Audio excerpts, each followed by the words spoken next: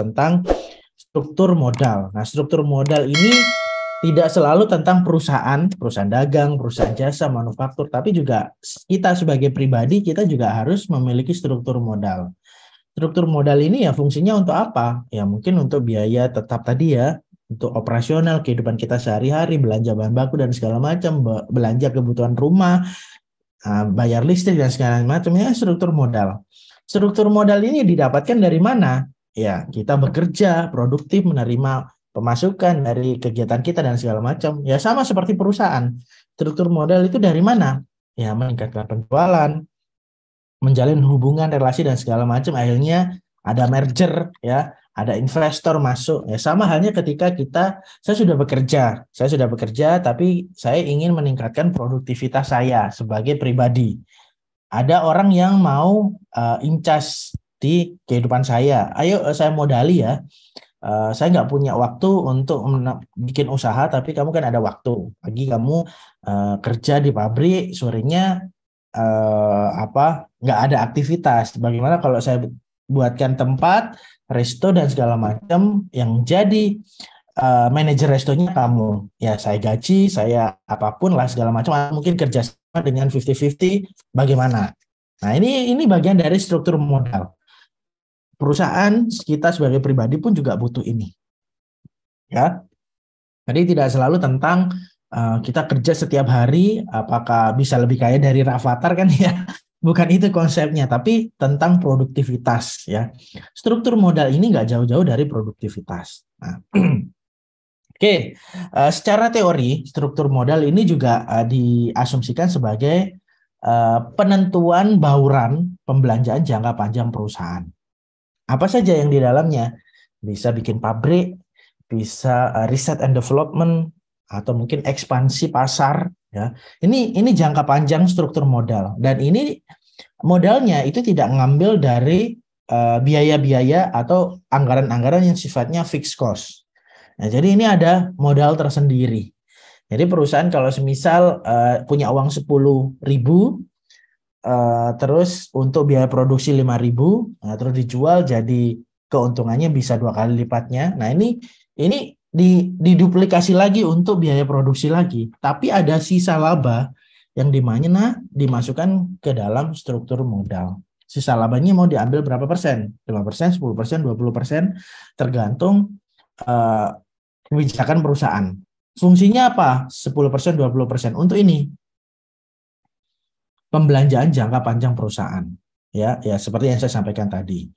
Nah, struktur modal juga bisa diasumsikan bahwasanya kebutuhan dana perusahaan dari sumber modal yang ada di masyarakat, ya modal saham, laba ditahan. Nah, ini dari perusahaan menjual saham. Nah, ini bisa jadi struktur modal. Ini kebanyakan perusahaan-perusahaan yang sudah TBK atau go public. Tapi kalau perusahaan yang bisa private, kita sebagai UMKM ataupun perorangan bisa menggunakan struktur modal ini. Pembelanjaan jangka panjang. Oh iya, saya sekarang belum bisa punya rumah. Saya sekarang belum bisa punya kos-kosan. Tapi saya akan simpen uang saya dari saya sebagai kerja karyawan kantoran 5 tahun, 10 tahun yang akan datang, saya harus terkumpul uang sekian. Nah, ini bentuk struktur modal. Ya, bisa sebagai kita pribadi ataupun UMKM yang skalanya itu memang ada keterbatasan. Tapi kalau perusahaan yang sudah go public, sudah multinasional, cabangnya di luar negeri ada, ya ini juga masuk dari modal saham. Mereka akan terus berkembang. Ketika mereka terus berkembang, kembali lagi ke analisis leverage, produksinya berapa, nanti biaya-biayanya pasti akan 2 kali lipatnya. Nah, yang menutup biaya-biaya itu dari siapa? Ya dari masyarakat melalui penjualan saham ini. Nah, ini struktur modal ya. Analisisnya ataupun definisinya ini sebenarnya bermacam-macam, teman-teman. Jadi lebih banyak kalau struktur modal itu dibahas bukan hanya 1 sesi 2 sesi, bisa panjang. Jadi kalau kita fokus di mata kuliah tertentu, contoh misal ada jurusan, kalau kita kan jurusan manajemen ya, jurusan manajemen struktur modal ini masuk di mata kuliah manajemen keuangan, ya. Ya mungkin di luar negeri sana ada khusus perkuliahan yang dimana mengatur jurusan khusus tentang keuangan. Ya, di dalam struktur keuangan modal ini bisa pengantar modal 1, pengantar modal 2, pengantar modal 3 untuk membahas modal saja.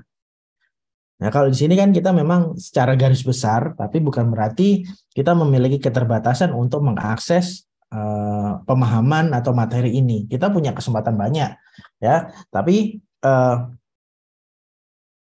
kita bisa pelajari meskipun mata kuliahnya sudah selesai, ya. Ini kenapa enggak tertutup?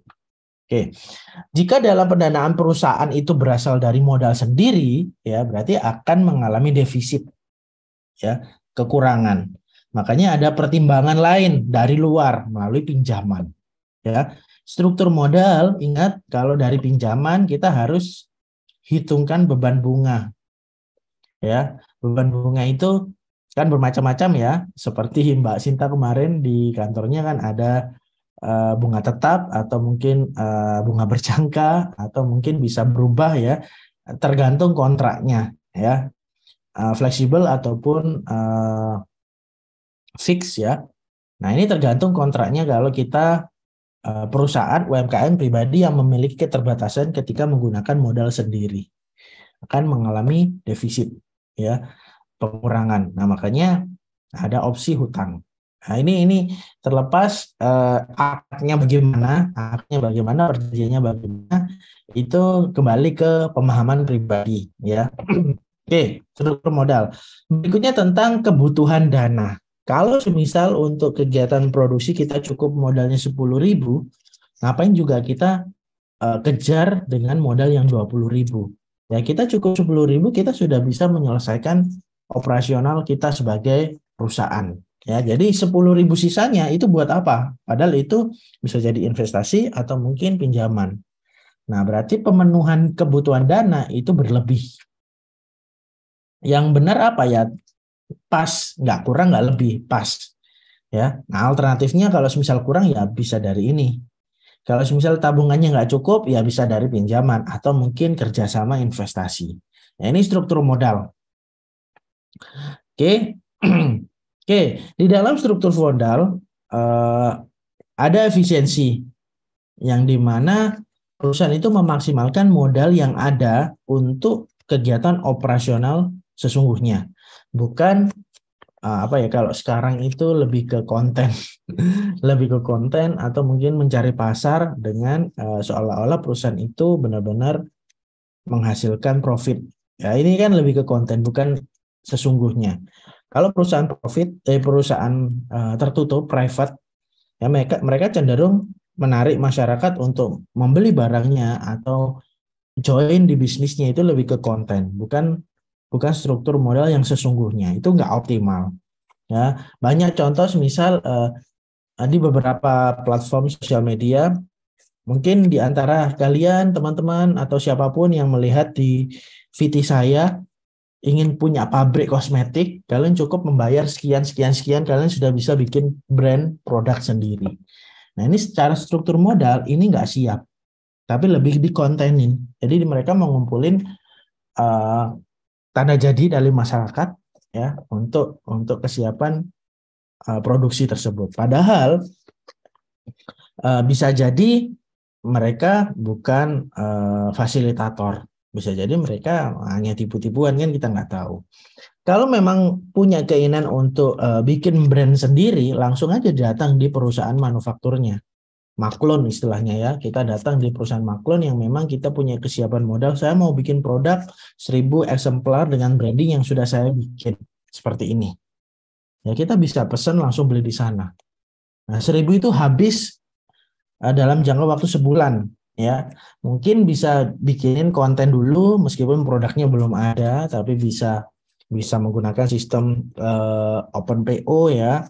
Jadi dengan keuntungan yang lebih besar ketika mereka menyiapkan tanda jadi ketika kita mau launching suatu produk ya. Kita langsung datang aja di perusahaan manufakturnya tanpa harus melewati fasilitator atau segala macam yang bisa jadi itu tindakan penipuan. Ya, ini struktur modal juga harus jelas, bukan hanya sekedar bukan hanya sekedar ikut-ikutan atau istilahnya FOMO ya kalau sekarang itu anak-anak sekarang.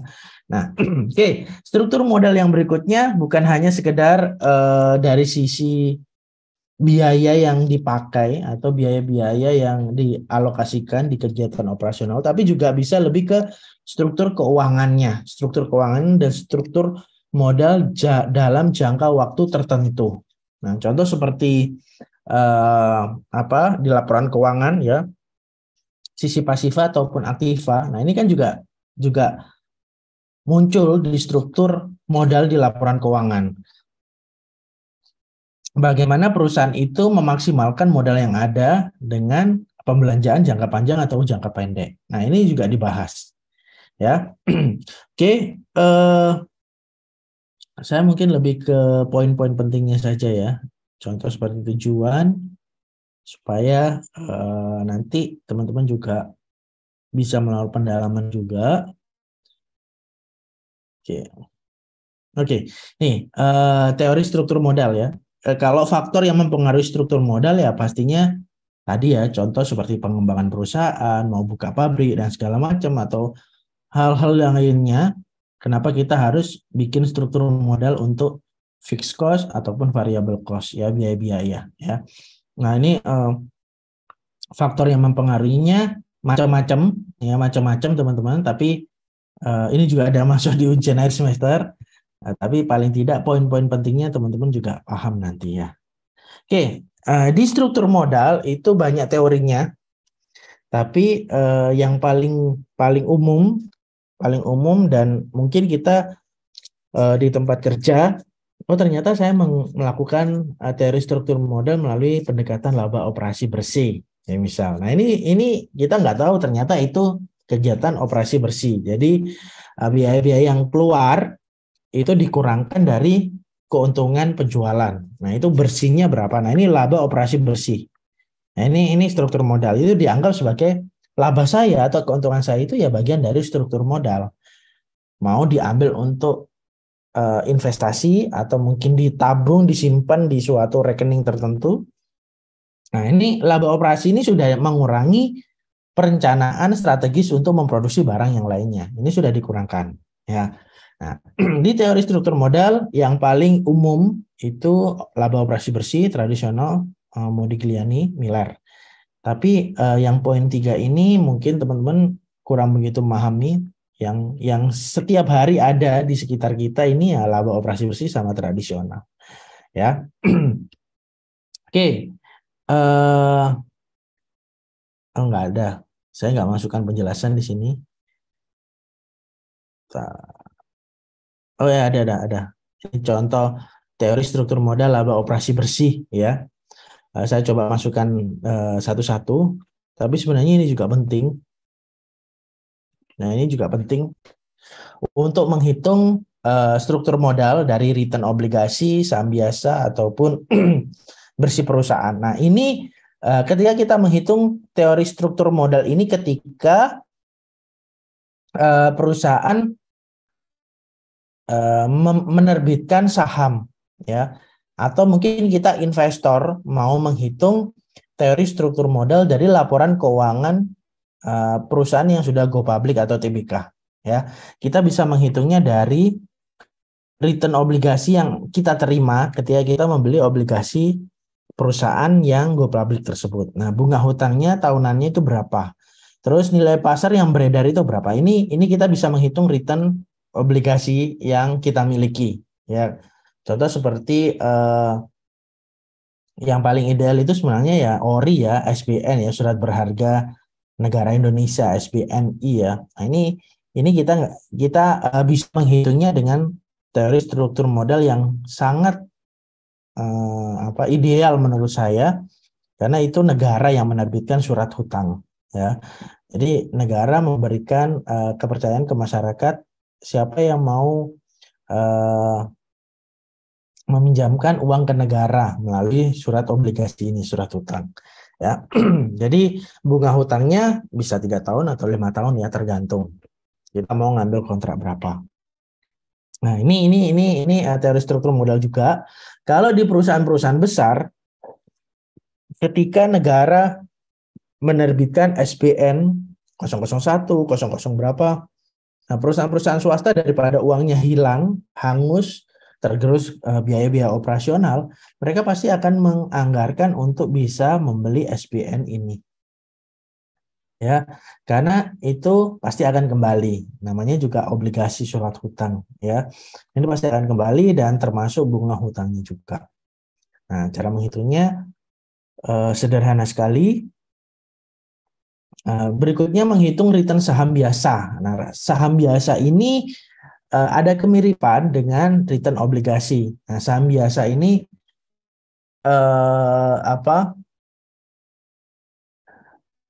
lebih banyak digunakan karena memang peredarannya itu di masyarakat sangat umum sekali.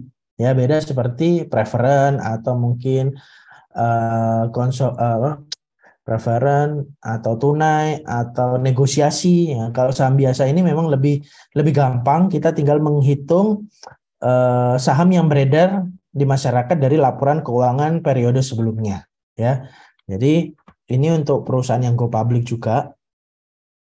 Return dari saham biasanya berapa besarannya, terus laba untuk pemegang saham biasa berapa banyak. Nah, ini dari dividennya, nilai pasar saham biasa yang beredar ini berapa banyak. Ini langsung muncul di laporan keuangan periode sebelumnya. Nah, kita bisa ngitungnya di sini, ya. Nah, ini kalau perusahaan itu TBK atau go public. Kalau misal kita perusahaan private, ya, menghitung return bersihnya ya dari laba operasi bersih ini, ya. Jadi besaran return biaya modal rata-rata minimal ini akan ketahuan ketika laba operasi bersihnya yang dimiliki perusahaan itu sudah teralokasikan dengan baik. Ya. Saya akan fokus di sini ya teman-teman, di laba operasi bersih. Kita coba pemahamannya lebih spesifik. Contoh seperti teori struktur modal, tadi ada laba bersih, tradisional, sama Miller ya.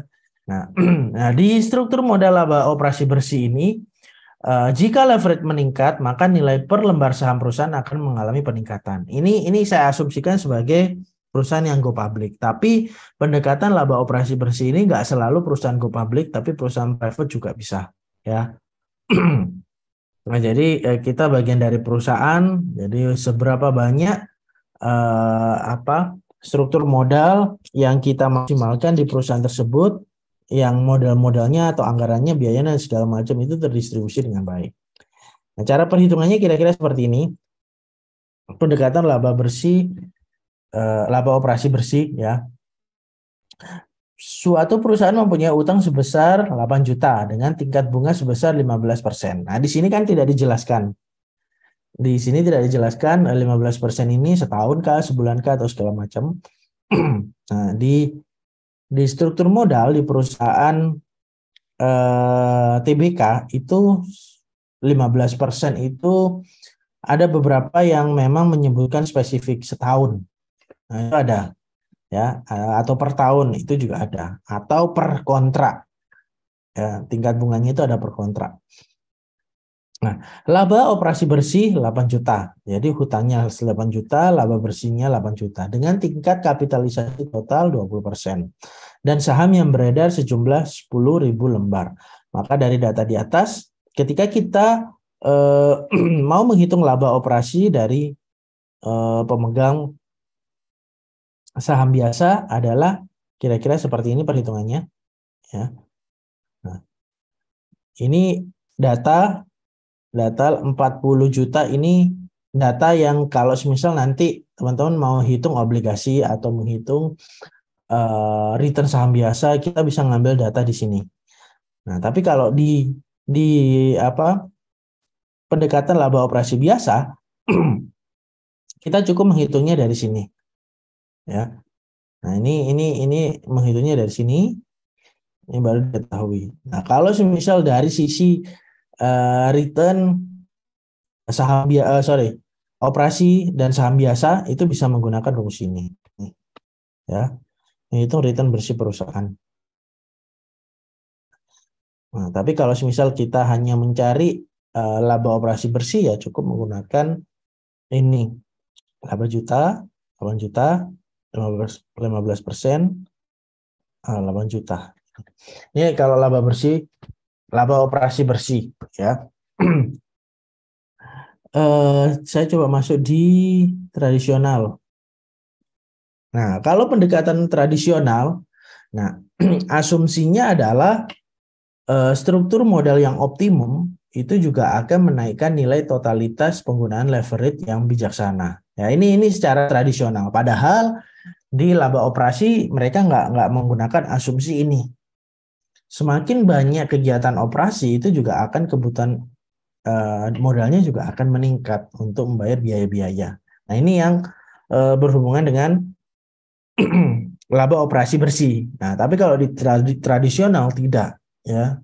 Modalnya banyak dianggap sebagai value-nya banyak. Nah, tapi kalau modalnya banyak tapi tidak dipakai untuk kegiatan produktif, berarti pendekatan tradisional ini terabaikan, ya. Jadi nggak kepake, ya, atau sementara nggak pakai dulu, ya. Tapi ada beberapa porsi pendekatan tradisional ini dianggap oleh beberapa investor ini memberikan keuntungan yang maksimal. Contoh seperti ini. Ketika kapitalisasi ekuitasnya meningkat, ya, maka manfaat dari dana-dana yang didapatkan dari hutang ataupun investasi itu pun juga mengalami peningkatan secara keseluruhan. Ya, ini secara tradisional teorinya benar, ya, benar dan dibuktikan juga melalui beberapa pendekatan lainnya, khususnya untuk menganalisis leverage yang meningkat, ya. Nah, ini nggak harus saya jelasin semuanya. Memang ini nggak masuk, tapi teman-teman juga ada gambaran tentang perbedaan antara laba operasi modal atau laba operasi bersih dengan pendekatan tradisional. Nah, kalau di contoh tadi kita fokusnya itu lebih ke laba bersih operasi, nilai dari suatu perusahaan. Kalau di pendekatan tradisional ini berapa banyak bunga hutang yang jadi fokusnya. Contoh seperti ini. Awal mula berdirinya menggunakan hutang obligasi 45 juta dengan bunga 5%. Ya. Nah, mendapatkan laba operasi bersih 15 juta per tahun. Berarti 5% ini dikalikan 15 juta ini ketemu bunga hutang 5%. Ya. Karena apa? Karena ini menggunakan modal obligasi atau modal hutang. Baik itu melalui obligasi yang diterbitkan ke masyarakat atau mungkin kita pinjam di bank, ya. Pinjam di bank ini langsung dihitung hutangnya berapa, 45, bunganya berapa, 5%. Oh, berarti laba operasinya bersih itu 15. Nah, ini bunga hutangnya berapa? Langsung ketahuan. Kalau perusahaan itu perusahaan go public, ini juga langsung ketahuan. Nilai pasar sahamnya adalah 115 secara keseluruhan dari 12.000 lembar ini. Cara perhitungannya dari mana? Ya ini. Ya.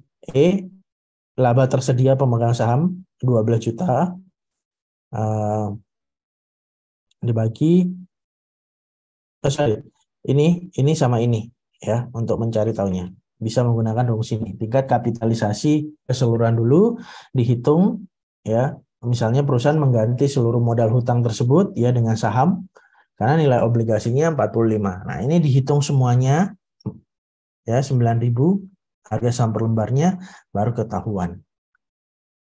Nah, ini contoh kalau perusahaan menggunakan pendekatan tradisional untuk struktur modalnya, ya. Itu dua contoh laba operasi bersih tradisional, dan yang berikutnya ini Miller, ya. Nah, Modigliani dan Miller. Saya coba persingkat saja supaya teman-teman juga ada gambaran. Nggak harus dihafal rumus-rumusnya, terus kalau misal mau coba untuk perhitungannya boleh, kalaupun tidak juga nggak apa-apa. Tapi paling tidak secara teori, definisi, penjelasan dan segala macam, teman-teman ada gambaran, ya, ada gambaran tentang tiga teori struktur modal tersebut, ya, dari laba operasi bersih, terus apa tradisional maupun MM ini yang Modigliani dan Miller, ya. Di teori struktur modal MM ini mereka berpendapat bahwa resiko total bagi seluruh pemegang saham ini tidak berubah, ya. Meskipun meskipun meskipun apa modal perusahaan itu mengalami perubahan. Contoh seperti apa fixed cost atau variable cost mengalami peningkatan segala macam. Itu berubah, ya. Penjualannya meningkat berarti kebutuhan untuk membayar biaya ABCDFG pun juga meningkat. Nah, tapi kalau si MM ini berpendapat itu tidak akan mempengaruhi kita sebagai pemegang saham atau tidak akan mempengaruhi pihak peminjam. Ya, saya terima bersih kan, perusahaan menggunakan modal yang pinjam dari saya, ya sudah saya terima bersih, ya.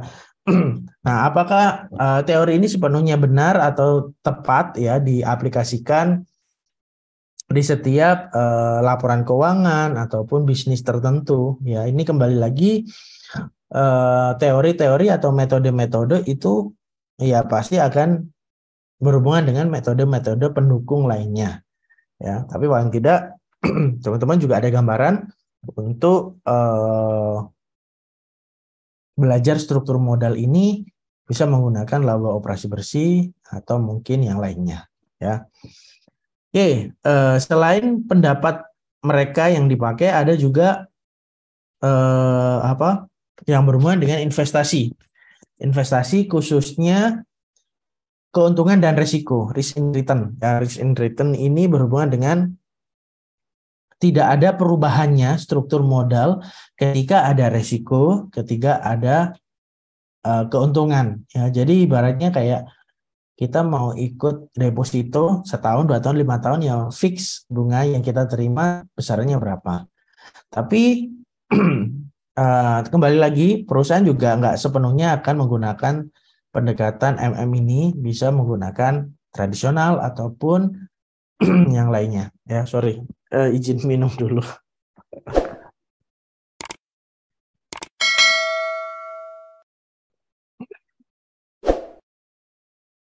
Oke, dari 3 poin itu sebenarnya ada perbedaannya di cara menghitungnya, ya. Contoh seperti ini. Perbedaannya itu cara menghitungnya atau membedakan antara dua perusahaan, ya, perusahaan A dan perusahaan B, yang dimana mereka memiliki hutang obligasi dan tidak. Nah, itu akan kelihatan dari nilai total perusahaan secara keseluruhan. Nah, ini kalau misal kita bisa bedakan antara contoh seperti perusahaan A dan B, mereka menggunakan modal sendiri dan modal berupa obligasi. Nah, B ini menggunakan obligasi, berarti keuntungan yang disyaratkan jelas, nilai pasar hutangnya jelas. Jadi nilai total perusahaan itu akan ketahuan ketika laba yang tersedia untuk pemegang saham itu sangat jelas, ya. Contoh seperti laba operasinya. Nah, ini sangat jelas. Nah, ini kalau semisal perusahaan itu yang go public, tapi kalaupun tidak ya nggak apa-apa. Yang penting data ataupun angkanya itu diketahui, ya. Nah, di asumsi pendekatan MM ini aspek-aspek perpajakannya itu diabaikan. Beda seperti perhitungan analisis leverage sebelumnya, yang dimana EBIT, ya, pajak dan bunga itu tidak bisa ditinggalkan karena itu aspek juga yang harus dihitung, ya. Jadi bagaimanapun juga aspek bunga dan pajak ini selalu ada ketika perusahaan tersebut berdiri atau perusahaan tersebut benar-benar beroperasi, ya. Nah, ini bedanya dari itu, ya, dari tidak adanya aspek perpajakan tapi bunga dianggap atau bunga dilakukan pendekatan atau bunga pinjaman itu dihitung juga, ya. Dari sini aja. asumsi pendekatannya yang tidak dihitung aspek perpajakannya. Nah, di negara manapun baik bunga maupun pajak itu pasti akan dihitung ya dari sisi laporan keuangan, analisis dan segala macamnya. Oke.